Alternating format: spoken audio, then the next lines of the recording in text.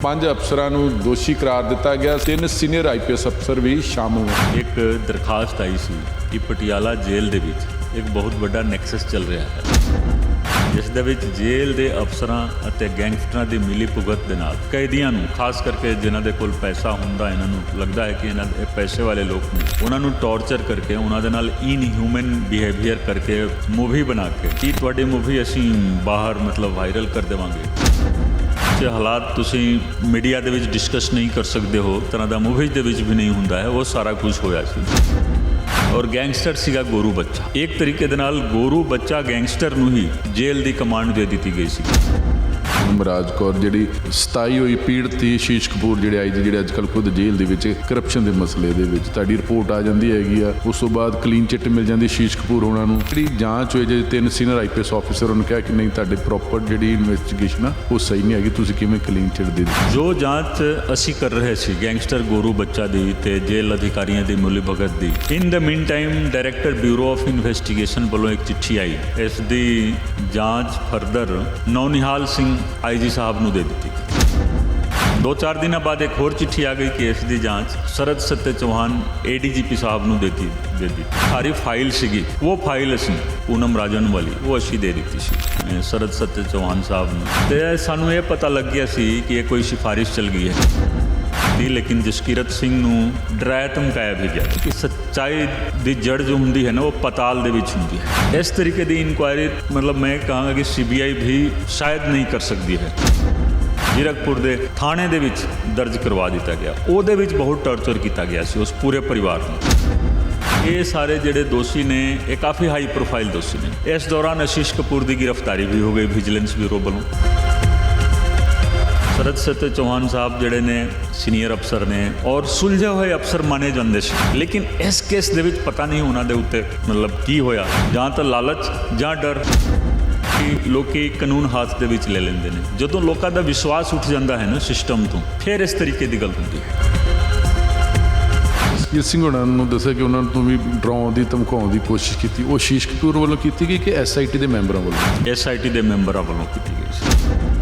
ਅਸੀਂ ਇਹ ਕਰ ਦੇਵਾਂਗੇ, ਉਹ ਕਰ ਦੇਵਾਂਗੇ। 2-3 ਵਾਰੀ ਜਦੋਂ ਹੋਇਆ, ਮੈਂ ਉਹਨਾਂ ਨੂੰ ਇਹੀ ਕਿਹਾ ਕਿ ਹੁਣ ਜਦੋਂ ਬੁਲਾਉਂਦੇ ਨੇ ਤਾਂ ਜਾ ਕੇ ਤੁਸੀਂ ਦੱਸ ਦੇਣਾ ਕਿ ਇਸ ਤੋਂ ਅੱਗੇ ਜੋ ਗੱਲ ਕਰਨੀ ਹੈ, ਕੁੰਵਰ ਵਿਜੇ ਪ੍ਰਤਾਪ ਸਾਡੇ ਆਈਜੀ ਨੇ, ਉਹਨਾਂ ਦੇ ਨਾਲ ਗੱਲ ਕਰਨੀ। ਔਰ ਉਸ ਤੋਂ ਬਾਅਦ ਕਿਸੇ ਨੂੰ ਹਿੰਮਤ ਨਹੀਂ ਹੋਈ, ਨਾ ਜਸਕੀਰਤ ਸਿੰਘ ਨੂੰ ਕਿਸੇ ਨੇ ਬੁਲਾਇਆ, ਨਾ ਮੇਰੇ ਨਾਲ ਕਿਸੇ ਨੇ ਗੱਲ ਕੀਤੀ। ਮੈਂ ਤਾਂ ਇਹੀ ਕਹਾਂ ਕਿ ਇਹ ਬਚਕਾਨੀ ਹਰਕਤ ਸੀਗੀ ਉਹਨਾਂ ਵੱਲੋਂ। ਲੇਕਿਨ ਕਿਸੇ ਨਾ ਕਿਸੇ ਦਿਨ ਉਹ ਕੇਸ ਦੁਬਾਰਾ ਜਦੋਂ ਖੁੱਲ੍ਹਦਾ ਹੈ ਤਾਂ ਉਹ ਸੂਦ ਵਿਆਜ ਦੇ ਨਾਲ ਫਿਰ ਆਉਂਦਾ ਹੈ। ਤੇ ਅੱਜ ਦੇਖੋ ਜੋ ਸ਼ਰਦ ਸੱਤਿਆ ਚੌਹਾਨ ਜਾਂ ਦੂਸਰੇ ਜਿਹੜੇ ਅਫਸਰ ਨੇ, ਉਹਨਾਂ ਨੂੰ ਜੋ ਪਰੇਸ਼ਾਨੀ ਆ ਰਹੀ ਹੈ, ਉਹ ਇਸੇ ਕਰਕੇ ਆ ਰਹੀ ਹੈ। ਤੁਹਾਨੂੰ ਸਟੇਟ ਗਵਰਨਮੈਂਟ ਨੇ ਕਿਹਾ ਗਿਆ ਤੇ BOI ਦੇ ਉਸ ਟਾਈਮ ਕੌਣ ਸੀ, ਚੀਫ ਕੌਣ ਸੀ ਜੀ? ਦੇਖੋ, BOI ਦੇ ਉਦੋਂ ਦੇ ਚੀਫ ਪ੍ਰਬੋਧ ਕੁਮਾਰ ਜੀ ਸੀਗੇ। ਪ੍ਰਬੋਧ ਕੁਮਾਰ ਜੋ ਹੁਣ ਸਪੈਸ਼ਲ DG ਬਣੇ ਹੋਏ ਨੇ, ਉਹਨਾਂ ਨੂੰ ਵੀ ਤਲਬ ਕਰਨਾ ਚਾਹੀਦਾ ਹੈ। ਕਿਹਨਾਂ ਹਾਲਾਤਾਂ ਦੇ ਵਿੱਚ ਤੁਸੀਂ ਤਫਤੀਸ਼ ਬਦਲ ਦਿੱਤੀ ਕਿ ਤੁਸੀਂ ਕਿਸੇ ਨਾ ਕਿਸੇ ਤਰੀਕੇ ਦੇ ਦਬਾਅ ਹੇਠ ਹੋ ਜਾਂ ਲਾਲਚ ਦੇ ਵਿੱਚ ਹੋ। ਪੰਜਾਬ ਸਰਕਾਰ ਵੱਲੋਂ ਇੱਕ ਜਾਂਚ ਕਰਵਾਈ ਗਈ ਸੀ ਕਿ ਪਟਿਆਲੇ ਜੇਲ੍ਹ ਦੇ ਵਿੱਚ ਬਹੁਤ ਵੱਡਾ ਨੈਕਸਸ ਚੱਲਦਾ ਗਾ। ਉਸ ਜੇਲ੍ਹ ਦੀ ਜਿਹੜਾ ਨੈਕਸਸ ਚੱਲਦਾ, ਫਿਰ ਜਾਂਚ ਕੁੰਵਰ ਵਿਜੇ ਪ੍ਰਤਾਪ ਸਿੰਘ ਜਿਹੜੇ ਉਸ ਸਮੇਂ IG ਉਹਨਾਂ ਵੱਲੋਂ ਕੀਤੀ ਸੀ, ਤੇ ਨਾਲ ਦੀ ਨਾਲ ਉਹਨਾਂ ਨੂੰ ਇੱਕ ਉੱਥੇ ਹੋਰ ਆਤਮ ਹੱਤਿਆ ਮਿਲ ਗਈ ਹੈਗੀ, ਜਿਹੜੀ ਪੂਨਮ ਰਾਜ ਸਿੰਘ। ਉਸ ਤੋਂ ਬਾਅਦ ਸਾਰਿਆਂ ਨੂੰ ਮਸਲੇ ਦਾ ਪਤਾ ਕਿ ਆਖਰ ਕੀ ਹੋਇਆ, ਔਰ PCA ਕੋਲ ਮਸਲਾ ਪਹੁੰਚ ਗਿਆ, ਪੰਜਾਬ ਪੁਲਿਸ ਕੰਪਲੇਂਟ ਅਥਾਰਟੀ, ਜਿਨ੍ਹਾਂ ਨੇ 5 ਅਫਸਰਾਂ ਨੂੰ ਦੋਸ਼ੀ ਕਰਾਰ ਦਿੱਤਾ ਗਿਆ। ਸਰਕਾਰ ਵੱਲੋਂ ਉਹਨਾਂ ਨੂੰ ਜਵਾਬ ਤਲਬੀ ਹੋ ਚੁੱਕੀ, ਜਿਨ੍ਹਾਂ 'ਚ 3 ਸੀਨੀਅਰ IPS ਅਫਸਰ ਵੀ ਸ਼ਾਮਲ ਨੇ। ਪਰ ਫਿਲਹਾਲ ਅੱਜ ਉਸ ਮਸਲੇ ਦੇ ਵਿੱਚ ਕੁੰਵਰ ਵਿਜੇ ਪ੍ਰਤਾਪ ਸਿੰਘ ਹੋਣਾ ਦੀ ਗਵਾਹੀ ਹੋਈ ਆ, ਤੇ ਇਸ ਮਸਲੇ ਤੇ ਗੱਲਬਾਤ ਕਰਾਂਗੇ, ਜੋ ਹੁਣ ਆਮ ਆਦਮੀ ਪਾਰਟੀ ਦੇ ਅੰਮ੍ਰਿਤਸਰ ਤੋਂ ਵਿਧਾਇਕ ਨੇ। ਸਰ, ਇਹ ਪੂਰਾ ਮਸਲਾ ਜਿਹੜੇ ਗਵਾਹੀ ਆ, ਜਿਹੜੇ ਬੰਦੇ ਜੇਲ੍ਹ ਸੁਪਰਡੈਂਟ ਸੀ, ਡਿਸਮਿਸ ਹੋ ਗਿਆ, ਫਿਰ ਸਰਕਾਰ ਉਹਨਾਂ ਨੂੰ ਸਸਪੈਂਡ ਕਰ ਦਿੱਤੀ, ਪੂਰਾ ਮਸਲਾ ਹੀ ਜਿਹਦੇ 'ਚ ਅੱਜ ਤੁਹਾਡੀ ਗਵਾਹੀ ਹੋਈ ਹੈ ਜੀ। ਇਹ ਦੇਖੋ, ਇਹ ਕੇਸ ਸੀਗਾ 2018-19 ਦੇ ਵਿੱਚ ਇਹ ਮਸਲਾ ਆਇਆ ਸੀ। ਉਦੋਂ ਮੈਂ IG ਓਕੂ ਹੁੰਦਾ ਸੀ, ਆਰਗੇਨਾਈਜ਼ਡ ਕ੍ਰਾਈਮ ਕੰਟਰੋਲ ਯੂਨਿਟ। ਓਕੂ ਦਾ ਨਾਂ ਹੁਣ AGTF ਕਰ ਦਿੱਤਾ ਗਿਆ ਹੈ। ਪਹਿਲਾਂ ਇਸ ਦਾ ਨਾਂ STF ਹੁੰਦਾ ਸੀ। ਜਦੋਂ ਮੈਂ ਜੁਆਇਨ ਕੀਤਾ ਸੀ, IG STF ਜੁਆਇਨ ਕੀਤਾ ਸੀ, ਤੇ ਕੈਪਟਨ ਸਾਹਿਬ ਨੇ ਉਹਦਾ ਨਾਂ ਓਕੂ ਕੀਤਾ। ਹੁਣ ਨਵੀਂ ਸਰਕਾਰ ਜੋ ਆਮ ਆਦਮੀ ਪਾਰਟੀ ਦੀ ਆਈ ਹੈ, ਇਹਨਾਂ ਨੇ AGTF ਕੀਤਾ। ਤੇ ਇਸ ਦਾ ਕੰਮ ਹੀ ਹੁੰਦਾ ਹੈ ਗੈਂਗਸਟਰਾਂ ਦੇ ਖਿਲਾਫ ਕਾਰਵਾਈ ਕਰਨਾ। ਤੇ ਉਦੋਂ ਸਾਡੇ ਕੋਲ ਮਾਨਯੋਗ ਚੀਫ ਮਿਨਿਸਟਰ ਸਾਹਿਬ ਦੇ ਦਫ਼ਤਰੋਂ ਇੱਕ ਦਰਖਾਸਤ ਆਈ ਸੀ ਕਿ ਪਟਿਆਲਾ ਜੇਲ੍ਹ ਦੇ ਵਿੱਚ ਇੱਕ ਬਹੁਤ ਵੱਡਾ ਨੈਕਸਸ ਚੱਲ ਰਿਹਾ ਹੈ, ਜਿਸ ਦੇ ਵਿੱਚ ਜੇਲ੍ਹ ਦੇ ਅਫਸਰਾਂ ਅਤੇ ਗੈਂਗਸਟਰਾਂ ਦੀ ਮਿਲੀ ਭੁਗਤ ਦੇ ਨਾਲ ਕੈਦੀਆਂ ਨੂੰ, ਖਾਸ ਕਰਕੇ ਜਿਨ੍ਹਾਂ ਦੇ ਕੋਲ ਪੈਸਾ ਹੁੰਦਾ, ਇਹਨਾਂ ਨੂੰ ਲੱਗਦਾ ਹੈ ਕਿ ਇਹ ਪੈਸੇ ਵਾਲੇ ਲੋਕ ਨੇ, ਉਹਨਾਂ ਨੂੰ ਟੌਰਚਰ ਕਰਕੇ, ਉਹਨਾਂ ਦੇ ਨਾਲ ਇਨਹਿਊਮਨ ਬਿਹੇਵੀਅਰ ਕਰਕੇ ਮੂਵੀ ਬਣਾ ਕੇ ਕਿ ਤੁਹਾਡੀ ਮੂਵੀ ਅਸੀਂ ਬਾਹਰ ਮਤਲਬ ਵਾਇਰਲ ਕਰ ਦੇਵਾਂਗੇ, ਤਾਂ ਉਹਨਾਂ ਕੋਲੋਂ ਐਕਸਟੋਰਸ਼ਨ ਕੀਤਾ ਜਾ ਰਿਹਾ ਸੀ। ਉਹਦੇ ਵਿੱਚ ਹੀ ਇੱਕ ਬਰਜੇਸ਼ ਠਾਕੁਰ ਦਾ ਮਸਲਾ ਸੀਗਾ, ਇੱਕ ਹੋਰ ਪਟਿਆਲੇ ਦੇ ਵਿਅਕਤੀ ਨੇ, ਉਹਨਾਂ ਦਾ ਮਸਲਾ ਸੀਗਾ। ਤਾਂ ਉਹਨਾਂ ਲੋਕਾਂ ਨੇ ਕੰਪਲੇਂਟ ਦਿੱਤੀ ਸੀ ਤੇ through chief minister office DGP ਸਾਹਿਬ ਨੂੰ ਆਈ, ਤੇ ਚੂੰਕਿ ਗੈਂਗਸਟਰਾਂ ਦਾ ਮਸਲਾ ਸੀ ਉਹ ਸਾਡੇ ਕੋਲ ਆ ਗਿਆ। ਉਹਦੀ ਅਸੀਂ ਇਨਕੁਆਇਰੀ ਕੀਤੀ ਸੀ। ਇਨਕੁਆਇਰੀ ਕਰਕੇ ਚਾਰਜਸ਼ੀਟ ਕੀਤਾ ਅਦਾਲਤ ਦੇ ਵਿੱਚ, ਮਾਨਯੋਗ ਮੋਹਾਲੀ ਦੀ ਅਦਾਲਤ ਦੇ ਵਿੱਚ ਅਸੀਂ ਚਲਾਨ ਕੀਤਾ ਸੀ। ਤੇ ਨਾਲ ਦੇ ਨਾਲ ਜਿਹੜਾ ਡਿਪਾਰਟਮੈਂਟਲ ਇਨਕੁਆਇਰੀ ਸੀਗੀ, ਉਹ ਡਿਪਾਰਟਮੈਂਟਲ ਇਨਕੁਆਇਰੀ ਚੱਲ ਰਹੀ ਸੀ, ਉਸ ਦੇ ਵਿੱਚ ਅੱਜ ਮੇਰੀ ਗਵਾਹੀ ਸੀਗੀ ਜੱਜ ਸਾਹਿਬ ਦੇ ਕੋਲ, ਜੋ ਡਿਪਾਰਟਮੈਂਟਲ ਇਨਕੁਆਇਰੀ ਕੰਡਕਟ ਕਰ ਰਹੇ ਸੀਗੇ। ਜੋ ਉਦੋਂ ਦੇ ਪਟਿਆਲਾ ਦੇ ਜਿਹੜੇ ਸੁਪਰਿਟੈਂਡੈਂਟ ਰਾਜਨ ਕਪੂਰ ਤੇ ਹੋਰ ਜਿਹੜੇ ਉਹਨਾਂ ਦੇ ਨਾਲ ਐਸੋਸੀਏਟ ਸੀਗੇ ਇਹਦੇ ਵਿੱਚ, ਉਹਨਾਂ ਦੇ ਖਿਲਾਫ ਡਿਪਾਰਟਮੈਂਟਲ ਇਨਕੁਆਇਰੀ ਸੀਗੀ, ਉਹਦੇ ਵਿੱਚ ਅੱਜ ਮੇਰੀ ਗਵਾਹੀ ਹੋਈ ਹੈ। ਸਰ ਜਿਹੜੀ ਇਨੀਸ਼ੀਅਲੀ ਸੀ ਉਹ ਸਰਕਾਰ ਨੇ ਫਿਰ ਤੁਹਾਡੀ ਰਿਪੋਰਟ ਤੋਂ ਬਾਅਦ ਡਿਸਮਿਸ ਕੀਤੇ ਚਾਰੇ ਦੇ ਚਾਰੇ ਜੀ? ਨਹੀਂ, ਉਦੋਂ ਤਾਂ ਡਿਸਮਿਸ ਕਰ ਦਿੱਤਾ ਗਿਆ ਸੀ, ਸਿੱਧਾ ਡਿਸਮਿਸ ਕਰ ਦਿੱਤਾ ਗਿਆ ਸੀ, ਕਿਉਂਕਿ ਜੋ ਉਹਨਾਂ ਦਾ ਕੰਡਕਟ ਸੀਗਾ ਕਾਫੀ ਇਨਹਿਊਮਨ ਸੀਗਾ, ਤੇ ਐਕਸਟੋਰਸ਼ਨ ਔਰ ਬਾਕੀ ਮਤਲਬ ਕਈ ਇਸ ਤਰ੍ਹਾਂ ਦੇ ਮਤਲਬ ਉਹਦੇ ਵਿੱਚ ਹਾਲਾਤ ਤੁਸੀਂ ਮੀਡੀਆ ਦੇ ਵਿੱਚ ਡਿਸਕਸ ਨਹੀਂ ਕਰ ਸਕਦੇ ਹੋ, ਜੋ ਕਿ ਅਸੀਂ ਮੂਵੀ ਦੇ ਵਿੱਚ ਵੀ ਹੁਣ ਮਤਲਬ ਅਸੀਂ ਨਹੀਂ ਵੇਖਦੇ ਕਿ ਇਸ ਤਰ੍ਹਾਂ ਦਾ ਮੂਵੀ ਦੇ ਵਿੱਚ ਵੀ ਨਹੀਂ ਹੁੰਦਾ ਹੈ। ਉਹ ਸਾਰਾ ਕੁਝ ਹੋਇਆ ਸੀ। ਔਰ ਗੈਂਗਸਟਰ ਸੀਗਾ ਗੋਰੂ ਬੱਚਾ। ਇੱਕ ਤਰੀਕੇ ਦੇ ਨਾਲ ਗੋਰੂ ਬੱਚਾ ਗੈਂਗਸਟਰ ਨੂੰ ਹੀ ਜੇਲ੍ਹ ਦੀ ਕਮਾਂਡ ਦੇ ਦਿੱਤੀ ਗਈ ਸੀਗੀ, ਜੋ ਸੈਂਟਰਲ ਜੇਲ੍ਹ ਪਟਿਆਲਾ ਸੀਗੀ। ਉਹ ਸਾਰੀ ਇਨਕੁਆਇਰੀ ਉਹਦੇ ਵਿੱਚ ਹੋਈ। ਇਨਕੁਆਇਰੀ ਤੋਂ ਬਾਅਦ ਇਨਵੈਸਟੀਗੇਸ਼ਨ ਹੋਇਆ ਔਰ ਸਾਰੇ ਤੱਥ ਸਾਹਮਣੇ ਆ ਗਏ। ਬਹੁਤ ਸਾਰੇ ਤੱਥ ਇਸ ਤਰ੍ਹਾਂ ਦੇ ਸੀਗੇ ਔਰ ਸਬੂਤ ਜੋ ਇਹਨਾਂ ਨੇ ਮਿਟਾ ਦਿੱਤਾ ਸੀ, ਜਿਸ ਤਰ੍ਹਾਂ ਮੰਨ ਲਓ CCTV ਫੁਟੇਜ ਮਿਟਾ ਦਿੱਤਾ ਸੀ, ਜੋ ਮੋਬਾਈਲ ਫੋਨ ਵਗੈਰਾ ਅੰਦਰ ਰੱਖਦੇ ਸੀ ਉਹ ਇਹਨਾਂ ਨੇ ਸੁੱਟ ਦਿੱਤਾ, ਸਾੜ ਦਿੱਤਾ, ਡਿਸਟਰੋਏ ਕਰ ਦਿੱਤਾ। ਲੇਕਿਨ ਇਸ ਤੋਂ ਬਾਵਜੂਦ ਵੀ ਗਵਾਹਾਂ ਦੇ ਬਿਆਨ ਮਿਲ ਗਏ, ਹਾਲਾਤ ਮਿਲੇ, ਤਾਂ ਉਹਦੇ ਉਸ ਆਧਾਰ 'ਤੇ ਅਸੀਂ ਇਨਵੈਸਟੀਗੇਸ਼ਨ ਕੀਤੀ ਸੀ। ਔਰ ਉਹ ਮਸਲਾ ਮੋਹਾਲੀ ਦੀ ਮਾਨਯੋਗ ਅਦਾਲਤ ਦੇ ਵਿੱਚ ਵਿਚਾਰਾਧੀਨ ਹੈ। ਕੱਲ੍ਹ ਵੀ ਉਹਦੇ ਵਿੱਚ ਤਰੀਕ ਸੀਗੀ ਔਰ ਅੱਜ ਜੋ ਸੀਗਾ ਉਹ ਡਿਪਾਰਟਮੈਂਟਲ ਇਨਕੁਆਇਰੀ ਦੇ ਵਿੱਚ ਮੇਰੀ ਇਹਨਾਂ ਦੀ ਮਤਲਬ ਮੋਹਾਲੀ ਦੇ ਹੀ ਜੱਜ ਸਾਹਿਬ ਨੇ ਉੱਥੇ ਮੇਰੀ ਗਵਾਹੀ ਸੀਗੀ ਅੱਜ। ਸਰ ਕਿਹੜੇ ਕਿਹੜੇ ਕੇਸਾਂ ਦੇ ਵਿੱਚ ਸਰਕਾਰ 311 ਲਾ ਕੇ ਡਿਸਮਿਸ ਕਰ ਸਕਦੀ ਹੈ ਜੀ? ਨਹੀਂ ਦੇਖੋ, ਜੋ 311 ਹੁੰਦਾ ਹੈ ਉਹ ਹੁੰਦਾ ਹੈ ਬਹੁਤ ਹੀ ਸੰਗੀਨ ਮਤਲਬ ਕੋਈ ਅਪਰਾਧ ਹੈ। ਜਿਸ ਤਰ੍ਹਾਂ ਮੰਨ ਲਓ ਹੁਣ ਵੀ ਮਾਨਸਾ ਦੇ ਇੱਕ CIA ਇੰਸਪੈਕਟਰ ਦੇ ਖਿਲਾਫ ਸਰਕਾਰ ਨੇ ਕੀਤਾ ਹੈ, ਜੋ ਸਿੱਧੂ ਮੂਸੇਵਾਲਾ ਦੇ ਕੇਸ ਦੇ ਵਿੱਚ ਜੋ ਦੋਸ਼ੀ ਸੀਗਾ, ਉਸ ਦੋਸ਼ੀ ਨੂੰ ਜਦੋਂ ਭਜਾਉਣ ਦੇ ਵਿੱਚ ਮਤਲਬ ਦੇਖੋ ਭਜਾਉਣ ਦਾ ਦੋਸ਼ ਲੱਗਿਆ ਜਾਂ ਉਹ ਭੱਜ ਗਿਆ, ਜੋ ਵੀ ਹੈ ਸੱਚਾਈ, ਤੇ ਉਸ ਦੇ ਵਿੱਚ ਜੋ CIA ਇੰਸਪੈਕਟਰ ਸੀਗੇ ਉਹਨਾਂ ਨੂੰ ਵੀ ਡਿਸਮਿਸ ਕੀਤਾ ਗਿਆ ਸੀ। ਸੇਮ ਉਸੇ ਤਰੀਕੇ ਦੇ ਨਾਲ 311 ਇਹਨਾਂ ਲੋਕਾਂ ਦੇ ਖਿਲਾਫ ਵੀ ਲਗਾਇਆ ਗਿਆ ਸੀ, ਲੇਕਿਨ ਮਾਨਯੋਗ ਹਾਈ ਕੋਰਟ ਵੱਲੋਂ ਇਹ ਫਿਰ ਆ ਗਏ ਸੀਗੇ। ਲੇਕਿਨ ਸਰਕਾਰ ਨੇ ਇਹਨਾਂ ਦੀ ਡਿਪਾਰਟਮੈਂਟਲ ਇਨਕੁਆਇਰੀ ਸ਼ੁਰੂ ਕਰ ਦਿੱਤੀ ਤੇ ਨਾਲ ਹੀ ਸਸਪੈਂਡ ਕੀਤਾ ਸੀ। ਤਾਂ ਉਹ ਡਿਪਾਰਟਮੈਂਟਲ ਇਨਕੁਆਇਰੀ ਚੱਲ ਰਹੀ ਹੈ ਔਰ 311 ਤੁਸੀਂ ਮਤਲਬ ਸਮਝ ਗਏ ਕਿ ਹਾਂ ਸੰਗੀਨ ਤੋਂ ਸੰਗੀਨ ਜੋ ਅਪਰਾਧ ਹੁੰਦਾ ਹੈ, ਕੋਤਾਹੀ ਹੁੰਦੀ ਹੈ, ਉਹਦੇ ਵਿੱਚ ਲਗਾਇਆ ਜਾਂਦਾ। ਮਤਲਬ ਉਸ ਤੋਂ ਬਾਅਦ ਜਿਹੜੇ ਚਾਰੇ ਜਾਣੇ ਸੀ ਜਿਨ੍ਹਾਂ ਨੂੰ ਸਰਕਾਰ ਨੇ ਡਿਸਮਿਸ ਕਰ ਦਿੱਤਾ, ਉਹ ਹਾਈ ਕੋਰਟ ਚਲ ਗਏ, ਹਾਈ ਕੋਰਟ ਨੇ ਉਹਨਾਂ ਨੂੰ ਰਿਲੀਫ ਦੇ ਦਿੱਤੀ। ਹੁਣ ਵਿਭਾਗ ਨੇ ਆਪਣੇ ਤੌਰ ਤੇ ਇੱਕ ਨਵੀਂ ਜਾਂਚ ਸ਼ੁਰੂ ਕੀਤੀ ਹੈ। ਨਹੀਂ, ਨਵੀਂ ਜਾਂਚ ਨਹੀਂ ਹੈ, ਪੁਰਾਣੀ ਹੀ ਜਾਂਚ ਹੈ ਜੀ। ਮਤਲਬ ਮੰਨ ਲਓ 311 ਦੇ ਵਿੱਚ ਜੋ ਡਿਸਮਿਸਲ ਹੋਇਆ ਸੀ ਉਹ ਟੁੱਟ ਗਿਆ, ਤੇ ਸਰਕਾਰ ਦੇ ਕੋਲ ਪਾਵਰ ਹੁੰਦਾ ਹੈ, ਇਖਤਿਆਰ ਹੁੰਦਾ ਹੈ ਕਿ ਉਹ ਜਦੋਂ ਮਰਜ਼ੀ ਆਪਣੇ ਵੱਲੋਂ ਇਨਕੁਆਇਰੀ ਸ਼ੁਰੂ ਕਰ ਸਕਦੇ ਨੇ। ਜਿਹੜੇ ਸਰਕਾਰੀ ਅਧਿਕਾਰੀ ਜਾਂ ਮੁਲਾਜ਼ਮ ਜੀ ਉਹਨੂੰ 311 ਤਹਿਤ ਉਹਨੂੰ ਡਿਸਮਿਸ ਕੀਤਾ ਜਾਂਦਾ ਹੈਗਾ, ਹਾਈ ਕੋਰਟ ਵੱਲੋਂ ਰਿਲੀਫ ਮਿਲ ਜਾਂਦੀ, ਤੇ ਕੀ ਸਟੇਟ ਗਵਰਨਮੈਂਟ ਸੁਪਰੀਮ ਕੋਰਟ 'ਚ ਵੀ ਚੁਣੌਤੀ ਦੇ ਸਕਦੀ ਹੈਗੀ ਜੀ? नहीं, वो भी हो सकता है, लेकिन ये भी तरीका ठीक है ਜੀ। कि रेगुलर डिपार्टमेंटल इनकुआरी करके जो कुछ ਸਾਹਮਣੇ ਆਉਂਦਾ ਹੈ ਉਸ ਦੇ ਹਿਸਾਬ ਦੇ ਨਾਲ ਕਾਰਵਾਈ ਕਰੋ। ਤੇ ਇਹ ਤਾਂ ਮਤਲਬ ਲੀਗਲੀ ਤੇ ਦੇਖੋ ਸੁਪਰੀਮ ਕੋਰਟ ਦੇ ਵਿੱਚ ਵੀ ਜਾਇਆ ਜਾ ਸਕਦਾ ਸੀ, ਲੇਕਿਨ ਇਹ ਵੀ ਤਰੀਕਾ ਠੀਕ ਹੈ ਜੀ, ਕੋਈ ਦਿੱਕਤ ਨਹੀਂ ਹੈ ਉਹਦੇ ਵਿੱਚ। ਅੱਛਾ, ਇਸੇ ਕੇਸ ਦੇ ਨਾਲ ਜਿਹੜਾ ਦੂਜਾ ਹਿੱਸਾ ਜੁੜਿਆ ਹੈਗਾ ਕਿ ਜਦੋਂ ਤੁਸੀਂ ਪਟਿਆਲੇ ਇਨਵੈਸਟੀਗੇਸ਼ਨ ਕਰਨ ਜਾਂਦੇ ਜੇਲ੍ਹ ਦੇ ਵਿੱਚ, ਉੱਥੋਂ ਜਿਹੜੀ ਪੂਨਮ ਰਾਜ ਕੌਰ ਜਿਹੜੀ 27 ਹੋਈ ਪੀੜਤ ਸੀ, ਸ਼ੀਸ਼ ਕਪੂਰ ਜਿਹੜੇ IG ਜਿਹੜੇ ਅੱਜ ਕੱਲ੍ਹ ਖੁਦ ਜੇਲ੍ਹ ਦੇ ਵਿੱਚ ਕਰਪਸ਼ਨ ਦੇ ਮਸਲੇ ਦੇ ਵਿੱਚ, ਤੁਹਾਡੀ ਰਿਪੋਰਟ ਆ ਜਾਂਦੀ ਹੈਗੀ ਆ, ਉਸ ਤੋਂ ਬਾਅਦ ਕਲੀਨ ਚਿੱਟ ਮਿਲ ਜਾਂਦੀ ਸ਼ੀਸ਼ ਕਪੂਰ ਹੋਣਾ ਨੂੰ। ਮਸਲਾ ਪਿਛਲੇ ਦਿਨਾਂ ਦੇ ਵਿੱਚ ਪੰਜਾਬ ਪੁਲਿਸ ਕੰਪਲੇਂਟ ਅਥਾਰਟੀ ਕੋਲ ਚਲਾ ਜਾਂਦਾ, ਉਹਨਾਂ ਵੀ ਆਪਣੀ ਜਿਹੜੀ ਰਿਪੋਰਟ ਹੈ ਸਤੀਸ਼ ਚੰਦਰਾ ਸਾਹਿਬ ਨੇ ਸਰਕਾਰ ਨੂੰ ਦੇ ਦਿੰਦੇ ਹੈਗੇ। ਉਹਦੇ 'ਚ ਤੁਹਾਡੀ ਰਿਪੋਰਟ ਦਾ ਵੀ ਜ਼ਿਕਰ ਹੁੰਦਾ, ਖਾਸ ਕਰਕੇ ਐਸਪੀ ਜਸਕੀਰ ਸਿੰਘ ਹੋਣਾ ਦਾ। ਤੁਹਾਨੂੰ ਲੱਗਦਾ ਕਿ ਜਿਹੜੀ ਜਾਂਚ ਹੋਈ, ਜੇ 3 ਸੀਨੀਅਰ ਆਈਪੀਐਸ ਆਫੀਸਰ ਉਹਨੂੰ ਕਿਹਾ ਕਿ ਨਹੀਂ ਤੁਹਾਡੇ ਪ੍ਰੋਪਰ ਜਿਹੜੀ ਇਨਵੈਸਟੀਗੇਸ਼ਨ ਆ ਉਹ ਸਹੀ ਨਹੀਂ ਹੈਗੀ, ਤੁਸੀਂ ਕਿਵੇਂ ਕਲੀਨ ਚਿੱਟ ਦੇ ਦਿੱਤੀ ਹੈਗੀ, ਇਹਦੇ 'ਚ ਹੋਰ ਤੁਹਾਨੂੰ ਲੱਗਦਾ ਕਿ ਕਮੀ ਪੇਸ਼ੀ ਰਹਿੰਦੀ ਹੈਗੀ ਜੀ?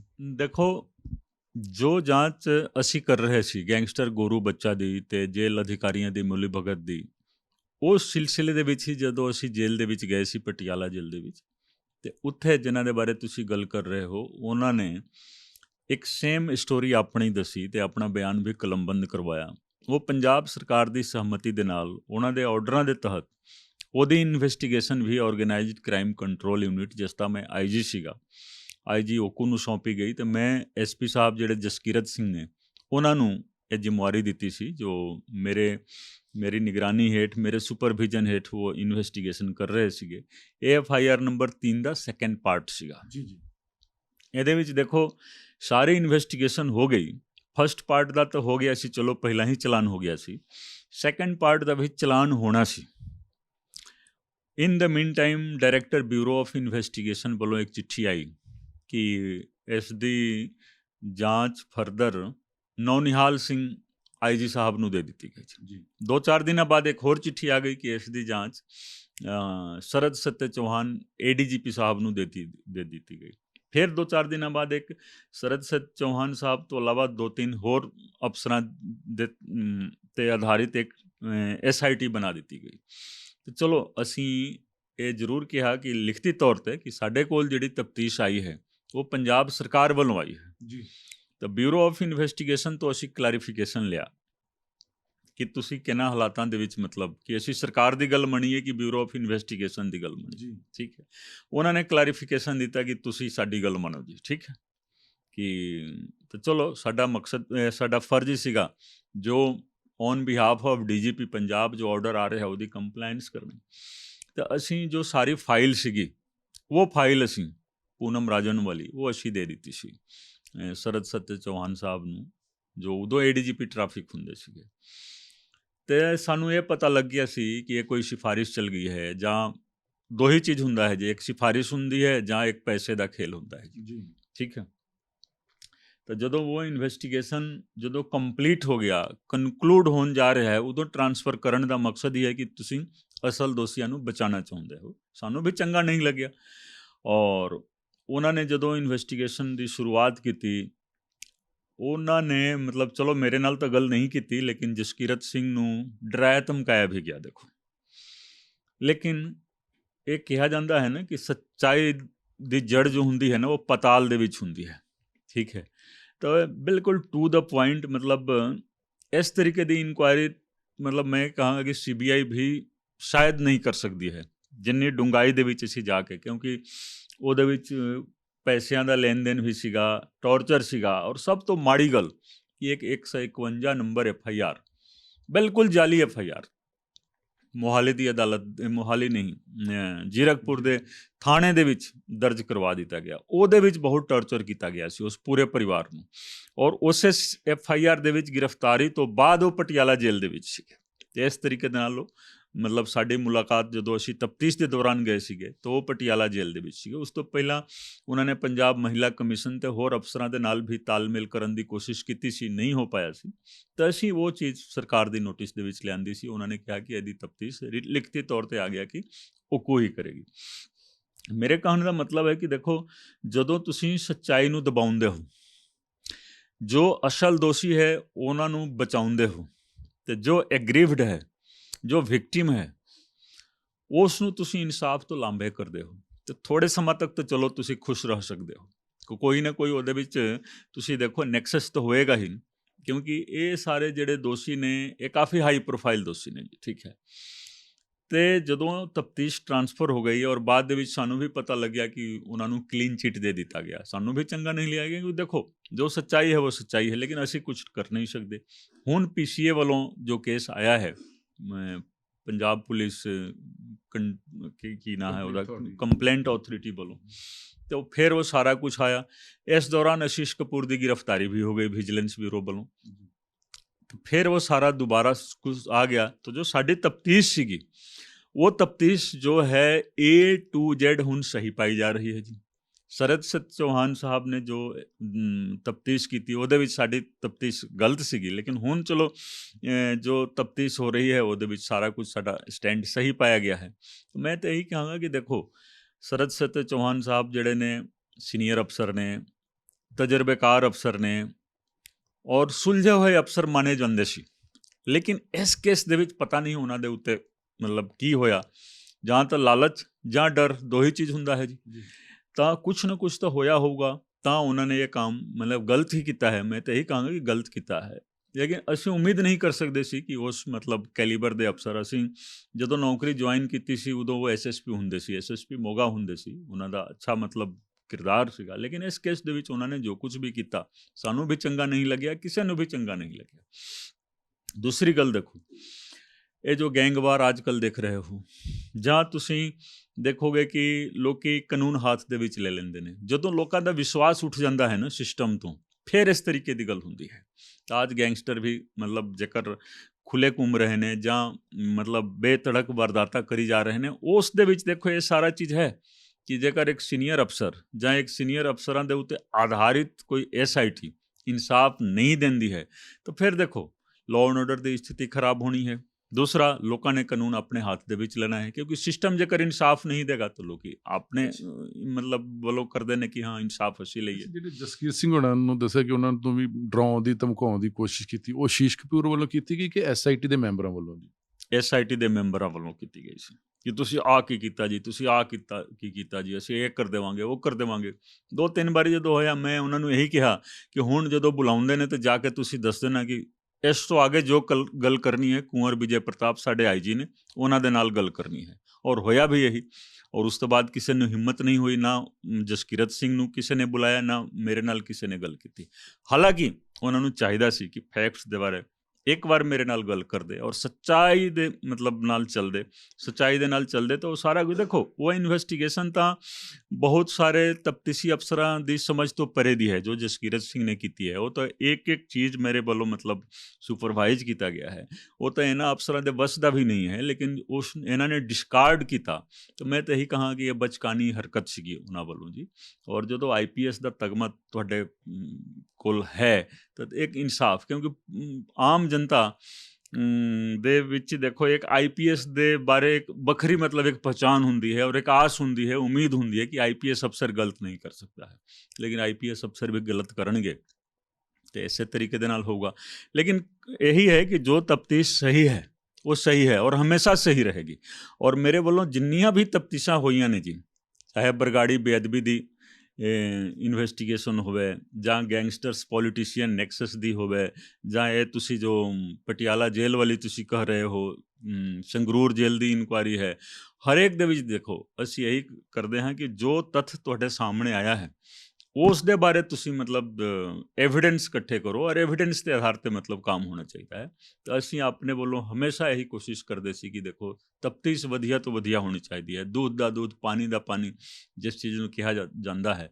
ਅਸੀਂ ਹਰ ਤਫਤੀਸ਼ ਦੇ ਵਿੱਚ, ਮੰਨ ਲਓ ਅੱਜ ਕੋਈ ਹਸਪ ਕਰਨ ਦਾ ਪ੍ਰਯਾਸ ਕਰਦਾ ਹੈ ਜਾਂ ਪਹਿਲਾਂ ਕਰ ਦਿੱਤਾ, ਲੇਕਿਨ ਕਿਸੇ ਨਾ ਕਿਸੇ ਦਿਨ ਉਹ ਕੇਸ ਦੁਬਾਰਾ ਜਦੋਂ ਖੁੱਲ੍ਹਦਾ ਹੈ ਤਾਂ ਉਹ ਸੂਦ ਵਿਆਜ ਦੇ ਨਾਲ ਫਿਰ ਆਉਂਦਾ ਹੈ ਜੀ। ਤੇ ਅੱਜ ਦੇਖੋ ਜੋ ਸਰਦ ਸਤਿ ਚੌਹਾਨ ਜਾਂ ਦੂਸਰੇ ਜਿਹੜੇ ਅਫਸਰ ਨੇ ਉਹਨਾਂ ਨੂੰ ਜੋ ਪਰੇਸ਼ਾਨੀ ਆ ਰਹੀ ਹੈ ਉਹ ਇਸੇ ਕਰਕੇ ਆ ਰਹੀ ਹੈ ਕਿ ਇੱਕ ਸੱਚਾਈ ਨੂੰ ਉਹਨਾਂ ਨੇ ਦਬਾਉਣ ਦੀ ਕੋਸ਼ਿਸ਼ ਕੀਤੀ। ਜੋ ਸੱਚਾਈ ਉਜਾਗਰ ਹੋ ਗਈ ਸੀਗੀ ਉਸ ਨੂੰ ਦਬਾਉਣ ਦਾ ਉਹਨਾਂ ਨੇ ਪ੍ਰਯਾਸ ਕੀਤਾ, ਇਸ ਕਰਕੇ ਉਹ ਪਰੇਸ਼ਾਨੀ ਦੇ ਵਿੱਚ। ਅੱਛਾ, ਤੁਹਾਨੂੰ ਸਟੇਟ ਗਵਰਨਮੈਂਟ ਨੇ ਕਿਹਾ ਗਿਆ ਤੇ BOI ਦੇ ਉਸ ਟਾਈਮ ਕੌਣ ਸੀ, ਚੀਫ ਕੌਣ ਸੀ ਜੀ? ਦੇਖੋ BOI ਦੇ ਉਦੋਂ ਦੇ ਚੀਫ ਤੁਹਾਨੂੰ ਪਤਾ ਹੀ ਹੈ ਪ੍ਰਬੋਧ ਕੁਮਾਰ ਜੀ ਸੀਗੇ। ਦੇਖੋ ਮੈਂ ਤਾਂ ਇਹੀ ਕਹਾਂਗਾ ਕਿ PCA ਨੂੰ, ਜੋ ਪੰਜਾਬ ਪੁਲਿਸ ਕੰਪਲੇਂਟ ਅਥਾਰਟੀ ਹੈ, ਪ੍ਰਬੋਧ ਕੁਮਾਰ ਜੋ ਹੁਣ ਸਪੈਸ਼ਲ DG ਬਣੇ ਹੋਏ ਨੇ ਉਹਨਾਂ ਨੂੰ ਵੀ ਤਲਬ ਕਰਨਾ ਚਾਹੀਦਾ ਹੈ। ਸੋ ਕਾਜ਼ ਨੋਟਿਸ ਤਾਂ ਉਹਨਾਂ ਦਾ ਵੀ ਹੋਣਾ ਚਾਹੀਦਾ ਹੈ ਕਿ ਪੁੱਛਿਆ ਜਾਵੇ ਕਿ ਕਿਹਨਾਂ ਹਾਲਾਤਾਂ ਦੇ ਵਿੱਚ ਤੁਸੀਂ ਤਫਤੀਸ਼ ਬਦਲ ਦਿੱਤੀ। ਜਦੋਂ ਤਫਤੀਸ਼ ਪੂਰੀ ਹੋ ਗਈ, ਸਭ ਤੋਂ ਵੱਡੀ ਗੱਲ ਕਿ ਕੀ ਤੁਸੀਂ ਤਫਤੀਸ਼ ਦੇਖੀ? ਜੋ ਤਫਤੀਸ਼ ਓਕੂ ਵੱਲੋਂ ਹੋਈ ਸੀ, ਇੱਕ ਤਾਂ ਮਤਲਬ ਉਹਨਾਂ ਦੇ ਕੋਲ ਪਾਵਰ ਨਹੀਂ ਸੀ, ਓਕੂ ਮਹਿਕਮਾ ਉਹਨਾਂ ਦੇ ਅੰਡਰ ਹੁੰਦਾ ਨਹੀਂ ਸੀ। ਤੇ ਓਕੂ ਦੀ ਤਫਤੀਸ਼ ਨੂੰ ਵੇਖੇ ਬਗੈਰ ਤੁਸੀਂ SIT ਬਣਾ ਦੇ ਰਹੇ ਹੋ, ਇਟ ਮੀਨਸ ਕਿ ਤੁਸੀਂ ਕਿਸੇ ਨਾ ਕਿਸੇ ਤਰੀਕੇ ਦੇ ਦਬਾਅ ਹੇਠ ਹੋ ਜਾਂ ਲਾਲਚ ਦੇ ਵਿੱਚ ਹੋ। ਤੇ ਇਹ ਵੀ ਪੁੱਛਣਾ ਜ਼ਰੂਰੀ ਹੈ, ਤਾਂ ਹੀ ਪਤਾ ਲੱਗੂਗਾ ਕਿ ਅਸਲ ਵਜ੍ਹਾ ਕੀ ਸੀਗਾ, ਕਿ ਉਹ ਪੋਲੀਟੀਕਲ ਸੀਗਾ, ਕਿ ਉਹਦੇ ਵਿੱਚ ਰਿਸ਼ਵਤਖੋਰੀ ਸੀ, ਕੀ ਸੀਗਾ। ਤਾਂ ਸੱਚਾਈ ਦਾ ਮਤਲਬ ਇੱਕ ਵਾਰ ਆਮ ਪਬਲਿਕ ਦੇ ਸਾਹਮਣੇ ਆਉਣਾ ਤਾਂ ਚਾਹੀਦਾ ਹੈ ਨਾ। ਜੇ PC ਆਪਣੇ ਲੈਵਲ ਤੇ ਨਹੀਂ ਪੁੱਛਦੇ, ਤੁਹਾਡੇ ਵੱਲੋਂ PCA ਨੂੰ ਲਿਖਿਆ ਜਾਊਗਾ? ਦੇਖੋ ਜੀ, ਮੈਂ ਕੀ ਕਰਨਾ ਹੈ ਮੈਂ ਪਹਿਲਾਂ ਨਹੀਂ ਦੱਸਦਾ ਹਾਂ ਜੀ, ਠੀਕ ਹੈ ਨਾ, ਕਿਉਂਕਿ ਇਹ ਪ੍ਰੋਫੈਸ਼ਨਲਿਜ਼ਮ ਦੇ ਖਿਲਾਫ ਹੁੰਦਾ ਹੈ ਜੀ। ਮੈਂ ਜੋ ਕਰਨਾ ਹੈ ਉਹ ਮੈਂ ਕਰਕੇ ਫਿਰ ਮੈਂ ਦੱਸਦਾ ਹਾਂ, ਜੋ ਕਰਨਾ ਹੈ ਮੈਂ ਉਹ ਨਹੀਂ ਦੱਸਦਾ ਹਾਂ। ਦੂਸਰੀ ਗੱਲ ਹੈ, PCA ਦੇ ਕੋਲ ਤਾਂ ਪਾਵਰ ਹੈ ਜੀ, ਸਰਕਾਰ ਦੇ ਕੋਲ ਪਾਵਰ ਹੈ, DGP ਦੇ ਕੋਲ ਪਾਵਰ ਹੈ। ਤਾਂ ਜੇਕਰ ਪਾਵਰ ਦਾ DGP ਸਾਹਿਬ ਕਰ ਨਹੀਂ ਸਕਦੇ, ਕਿਉਂਕਿ ਚਲੋ ਇਸ ਜੋ ਮੌਜੂਦਾ DGP ਸਾਹਿਬ ਨੇ ਉਹਨਾਂ ਤੋਂ ਸੀਨੀਅਰ ਨੇ, ਲੇਕਿਨ ਜੇਕਰ ਪ੍ਰੋਫੈਸ਼ਨਲ ਵਰਕਿੰਗ ਹੈ ਤਾਂ ਉਹਦੇ ਵਿੱਚ ਕੋਈ ਹਰਜ ਨਹੀਂ ਹੈ। ਲੇਕਿਨ PCA ਤਾਂ ਕਰ ਸਕਦੀ ਹੈ, ਗਵਰਨਮੈਂਟ ਆਫ ਪੰਜਾਬ ਕਰ ਸਕਦੀ ਹੈ। ਮੈਨੂੰ ਕੀ ਕਰਨਾ ਹੈ ਮੈਂ ਬਾਅਦ ਦੇ ਵਿੱਚ ਦੱਸਾਂਗਾ। ਸਰ, ਇੱਕ ਆਖਰੀ ਸਵਾਲ ਹੈ, ਇਸ ਮੌਕੇ ਪੰਜਾਬ ਦੇ ਵਿੱਚ ਗਨ ਕਲਚਰ ਨੂੰ ਲੈ ਕੇ ਬੜਾ ਵਿਵਾਦ ਛਿੜਿਆ ਹੋਇਆ, ਤੁਸੀਂ ਐਜ ਏ ਆਫੀਸਰ ਤੇ ਐਜ ਏ ਪੋਲੀਟੀਸ਼ੀਅਨ ਕਿਵੇਂ ਦੇ ਦੇਗੇ? ਦੇਖੋ, ਗਨ ਕਲਚਰ ਜਿਹੜਾ ਹੈ, ਜੋ ਲਾਇਸੈਂਸੀ ਵੈਪਨਸ ਦੇ ਨਾਲ ਜੋ ਮਰਡਰ ਵਗੈਰਾ ਹੋ ਗਏ, ਉਸ ਕਰਕੇ ਮਤਲਬ ਪੰਜਾਬ ਪੁਲਿਸ ਵੱਲੋਂ ਸ਼ੁਰੂ ਕੀਤਾ ਗਿਆ ਹੈ। ਮੈਂ ਇਹੀ ਕਹਾਂਗਾ ਕਿ ਇਸ ਚੀਜ਼ ਨੂੰ ਲੋ ਪ੍ਰੋਫਾਈਲ ਰੱਖਣਾ ਚਾਹੀਦਾ ਹੈ, ਤੇ ਜੋ ਸਧਾਰਨ ਲੋਕ ਨੇ, ਆਮ ਪਬਲਿਕ ਨੂੰ ਕੋਈ ਪਰੇਸ਼ਾਨੀ ਨਹੀਂ ਆਉਣੀ ਚਾਹੀਦੀ ਹੈ। ਇਹ ਨਹੀਂ ਕਿ ਦੇਖੋ ਕਿਸੇ ਦੇ ਘਰ ਦੇ ਵਿੱਚ ਗਨ ਹੈ ਤਾਂ ਕਿਸੇ ਮੈਂਬਰ ਨੇ ਕੋਈ ਫੋਟੋ ਖਿਚਵਾ ਕੇ ਅਪਲੋਡ ਕਰ ਦਿੱਤਾ, ਤਾਂ ਉਸ ਚੀਜ਼ ਨੂੰ ਮੈਂ ਨਹੀਂ ਮੰਨਦਾ। ਆਮ ਲੋਕਾਂ ਨੂੰ ਪਰੇਸ਼ਾਨੀ ਨਹੀਂ ਆਉਣੀ ਚਾਹੀਦੀ। ਜੋ ਜੁਰਾਇਮ ਪੇਸ਼ਾ ਲੋਕ ਨੇ, ਜੋ ਕ੍ਰਾਈਮ ਕਰਦੇ ਨੇ, ਜੋ ਕ੍ਰਿਮੀਨਲ ਨੇ, ਗੈਂਗਸਟਰਸ ਨੇ, ਉਹਨਾਂ ਦੇ ਖਿਲਾਫ ਜੋ ਮਰਜ਼ੀ ਕਾਰਵਾਈ ਕਰੋ, ਕੋਈ ਹਰਜ ਨਹੀਂ ਹੈ। ਲੇਕਿਨ ਜੋ ਸਧਾਰਨ ਲੋਕਾਂ ਨੂੰ, ਆਮ ਲੋਕਾਂ ਨੂੰ ਪਰੇਸ਼ਾਨੀ ਆ ਰਹੀ ਹੈ, ਕਿਉਂਕਿ ਮੈਂ ਪਿੱਛੇ ਦੇਖੋ 4-5 ਦਿਨਾਂ ਤੋਂ ਮੈਂ ਦੇਖ ਰਿਹਾ ਸੀ, ਲੋਕੀ ਸਾਡੇ ਕੋਲ ਵੀ ਆ ਰਹੇ ਸੀ ਕਿ ਦੇਖੋ ਜੀ ਅਸੀਂ ਤਾਂ ਇੱਕ ਛੋਟਾ ਬੱਚਾ ਵੀ ਮਤਲਬ ਉਹਨੇ ਗਨ ਲੈ ਕੇ ਮਤਲਬ ਉਹਦਾ, ਅੱਛਾ ਉਹ ਟੋਏ ਪਿਸਟਲ ਵੀ ਹੁੰਦਾ ਹੈ, ਕਈ ਵਾਰੀ ਟੋਏ ਪਿਸਟਲ ਵੀ ਵੇਖਣ ਦੇ ਵਿੱਚ ਬਿਲਕੁਲ ਓਰੀਜਨਲ ਦੀ ਤਰ੍ਹਾਂ ਲੱਗਦਾ ਹੈ, ਉਹਦੇ ਨਾਲ ਵੀ ਕਿਸੇ ਨੇ ਫੋਟੋ ਖਿਚਵਾ ਲਿਆ। ਦੇਖੋ ਇੱਕ ਹੁੰਦਾ ਹੈ ਪਿਸਟਲ ਵਗੈਰਾ ਦਾ ਇੱਕ ਚਾਰਮ ਹੈ ਆਪਣਾ। ਤੇ ਮੰਨ ਲਓ ਜੋ ਸਧਾਰਨ ਲੋਕ ਨੇ, ਇਨੋਸੈਂਟ ਲੋਕ ਨੇ, ਉਹਨਾਂ ਨੂੰ ਜੇਕਰ ਪਰੇਸ਼ਾਨੀ ਆ ਰਹੀ ਹੈ ਤਾਂ ਉਹ ਠੀਕ ਨਹੀਂ ਹੈ। ਲੇਕਿਨ ਜੇਕਰ ਗਲਤ ਕੰਮ ਕਰਨ ਵਾਲੇ ਲੋਕ ਨੇ, ਗੈਂਗਸਟਰਸ ਨੇ, ਜੋ ਲੋਕ ਕ੍ਰਾਈਮ ਕਰਦੇ ਨੇ, ਉਹਨਾਂ ਦੇ ਖਿਲਾਫ ਜੋ ਮਰਜ਼ੀ ਕਾਰਵਾਈ ਹੋਣੀ ਚਾਹੀਦੀ ਹੈ। ਆਮ ਪਬਲਿਕ ਜਾਂ ਆਮ ਲੋਕ ਜਿਹੜੇ ਨੇ, ਉਹਨਾਂ ਦੇ ਕੋਲ 12 ਬੋਰ ਦਾ ਹੁੰਦਾ ਹੈ ਜਾਂ 30 ਬੋਰ ਦਾ ਪਿਸਟਲ ਹੁੰਦਾ ਹੈ, ਤੇ ਉਹਨਾਂ ਲੋਕਾਂ ਦੇ ਖਿਲਾਫ ਕੋਈ ਕਾਰਵਾਈ ਨਹੀਂ ਕਰਨੀ ਚਾਹੀਦੀ ਹੈ। ਮੈਂ ਔਰ ਅਸੀਂ ਗੱਲ ਵੀ ਕੀਤੀ ਹੈ, ਪੁਲਿਸ ਦੇ ਵਿੱਚ ਵੀ ਗੱਲ ਕੀਤੀ ਹੈ, ਔਰ ਸਰਕਾਰ ਨੂੰ ਵੀ ਅਸੀਂ ਮਤਲਬ ਇਹੀ ਸਿਫਾਰਿਸ਼ ਕੀਤੀ ਹੈ ਕਿ ਆਮ ਲੋਕਾਂ ਨੂੰ ਪਰੇਸ਼ਾਨ ਨਾ ਕੀਤਾ ਜਾਵੇ ਮਤਲਬ ਗਨ ਕਲਚਰ ਦੇ ਨਾਂ 'ਤੇ। ਤੁਸੀਂ ਨਿੱਜੀ ਤੌਰ 'ਤੇ ਮਹਿਸੂਸ ਕਰਦੇ ਕਿ ਜਿਹੜੇ ਪੰਜਾਬ ਦੇ ਸਿੰਗਰ ਨੇ, ਉਹਨਾਂ ਆਪਣੇ ਗਾਣਿਆਂ ਦੇ ਮਾਧਿਅਮ ਦੇ ਨਾਲ ਬਹੁਤ ਗਨ ਕਲਚਰ ਨੂੰ ਪ੍ਰਮੋਟ ਕੀਤਾ ਹੈਗਾ? ਦੇਖੋ ਉਹ ਤਾਂ ਉਹਨਾਂ ਨੇ ਜ਼ਰੂਰ ਕੀਤਾ ਹੋਇਆ ਹੈ, ਔਰ ਅਸੀਂ ਦੇਖੋ ਜਦੋਂ ਸ਼ੂਟਰ ਮੂਵੀ ਬਣੀ ਸੀ ਉਦੋਂ ਤੋਂ ਹੀ ਮਤਲਬ ਇਸ ਦੇ ਖਿਲਾਫ ਸੀਗੇ ਕਿ ਇਸ ਤਰੀਕੇ ਦਾ ਨਹੀਂ ਹੋਣਾ ਚਾਹੀਦਾ ਹੈ। ਲੇਕਿਨ ਕੋਈ ਕਾਨੂੰਨ ਇਸ ਤਰੀਕੇ ਦਾ ਹੈ ਨਹੀਂ, ਔਰ ਪੰਜਾਬ ਸਰਕਾਰ ਨੂੰ ਅਸੀਂ ਰਿਕਮੈਂਡ ਵੀ ਕੀਤਾ ਹੋਇਆ ਹੈ ਕਿ ਦੇਖੋ ਤੁਸੀਂ ਇੱਕ ਕਾਨੂੰਨ ਇਸ ਤਰੀਕੇ ਦਾ ਬਣਾਓ ਕਿ ਜਿਸ ਦੇ ਵਿੱਚ ਅਸੀਂ ਦੇਖੋ ਗਾਇਕੀ ਨੂੰ, ਕਲਾਕਾਰੀ ਨੂੰ ਅਸੀਂ ਮਤਲਬ ਨਹੀਂ ਉਹ ਕਰਦੇ ਕਿ ਹਮ ਕਲਾਕਾਰ, ਪੰਜਾਬੀ ਜੋ ਸੱਭਿਆਚਾਰ ਹੈ, ਪੰਜਾਬ ਦੇ ਜਿਹੜੇ ਪੁਰਾਣੇ ਕਲਾਕਾਰ ਨੇ, ਜਾਂ ਤੁਸੀਂ ਲੋਕ ਗੀਤ ਦੇਖੋ, ਬਹੁਤ ਹੀ ਵਧੀਆ ਲੋਕ ਗੀਤ ਨੇ, ਉਹ ਸਾਰੇ ਲੋਕ ਗੀਤ ਲੋਕੀ ਭੁੱਲ ਗਏ ਹੁਣ। ਕੋਈ ਕਲਾਕਾਰ ਦੇਖੋ ਸਟੇਜਾਂ ਦੇ ਉੱਤੇ ਜਾ ਕੇ ਜੁੱਤੀ ਕਸੂਰੀ ਕੋਈ ਗਾਉਂਦਾ ਨਹੀਂ ਜੀ, ਬਿਰਲੇ ਕੋਈ ਮਿਲ ਜਾਂਦਾ ਹੈ ਜੀ, ਠੀਕ ਹੈ ਨਾ, ਲੱਠੇ ਦੀ ਚਾਦਰ, ਇਹ ਕੋਈ ਗਾਉਂਦਾ ਨਹੀਂ ਜੀ। ਪਤਾ ਨਹੀਂ ਕੀ ਹੋ ਗਿਆ ਲੋਕਾਂ ਨੂੰ, ਤੇ ਨਵਾਂ ਮਤਲਬ ਗਾਣਾ ਬਣਾ ਕੇ। ਤਾਂ ਮੈਂ ਇਹੀ ਕਹਾਂਗਾ ਕਿ ਜੋ ਪੰਜਾਬ ਦਾ ਸੱਭਿਆਚਾਰ ਹੈ ਨਾ, ਉਸ ਨੂੰ ਤੁਸੀਂ ਆਗੇ ਲੈ ਕੇ ਆਓ। ਇਹ ਗੋਲੀ ਬੰਦੂਕ, ਇਹ ਸਾਰਾ ਚੀਜ਼ ਠੀਕ ਹੈ, ਇੱਕ ਹੱਦ ਤੱਕ ਠੀਕ ਹੈ, ਲੇਕਿਨ ਇੱਕ ਹੱਦ ਤੋਂ ਬਾਹਰ ਉਹਨੂੰ ਗਲੈਮਰਾਈਜ਼ ਕਰਨਾ ਠੀਕ ਨਹੀਂ ਹੈ ਜੀ। ਬਹੁਤ ਬਹੁਤ ਸ਼ੁਕਰੀਆ ਜੀ। ਥੈਂਕ ਯੂ ਵੈਰੀ ਮਚ ਜੀ, ਥੈਂਕ ਯੂ। ਔਰ ਆਪਣੇ ਸੁਝਾਅ ਤੁਸੀਂ ਜ਼ਰੂਰ ਦਿਓ। ABC ਪੰਜਾਬ ਇਸੇ ਤਰ੍ਹਾਂ ਦੇਖਦੇ ਰਹੋ। ਤੁਹਾਡਾ ਬਹੁਤ ਬਹੁਤ ਧੰਨਵਾਦ।